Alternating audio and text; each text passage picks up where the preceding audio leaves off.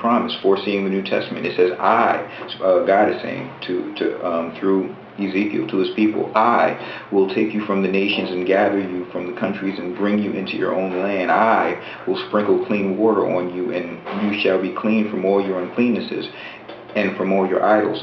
I will cleanse you, and I will give you a new heart, and a new spirit will I put within you, and I will remove the stone of flesh and give you a heart of flesh. I will remove the heart of stone from your flesh, and I will give you a heart of flesh, and I will put my spirit within you and cause you to walk in my statutes and be careful to obey my laws. So what part of that is saying, oh, maybe whatever, you just have a chance? No, he's not saying it's not chance. It's saying, I will do this. This is what's going to happen. Not based on what you've done, not based on you coming to me. And Refuting Calvinism gave a bit of his testimony, saying that at some point in myself, I knew that I needed God. And the Bible doesn't say that anywhere. It doesn't say that men search for God anywhere. Perfect place would be, let me see, in Romans 3, there is no one good, no, not one, no one who understands, no one who seeks God. So if that's the case, then what you're saying is not true biblically. You didn't seek for God, you didn't search for God, God searched for you, and the only reason that you're in God now, if you are, is because he did it all. So there's no glory for you anywhere. You can't say, oh yeah, I chose God on my own, look at how spiritual I am. It's not happening that way. And because Jesus died for those who he saved, the reason that the wrath of God is not on you is because of him. And now, did he do it halfway? Did he do it some of the way? No, he saved you from the wrath that is to come. You have been passed over. So I think, is there anything else? Okay, now those are the end of my notes. I'll speak from the cuff. Speaking directly to Refuting Calvinism, what you're doing is putting a weight on people that they can't carry. You're saying that Jesus didn't satisfy the wrath of God.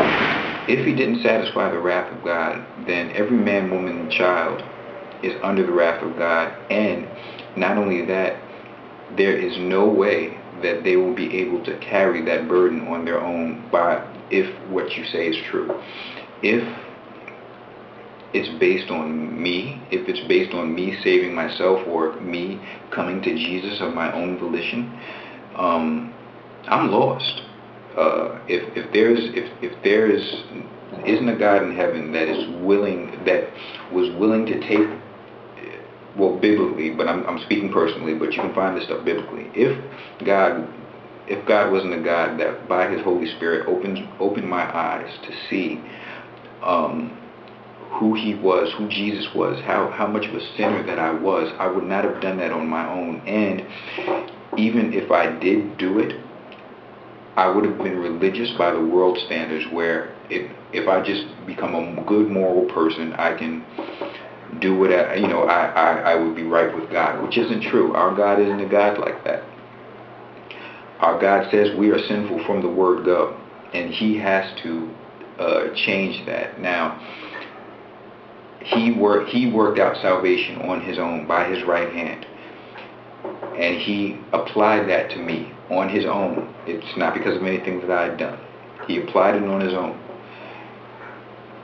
And because of that, his wrath is sad because of Jesus, because of the death of Jesus.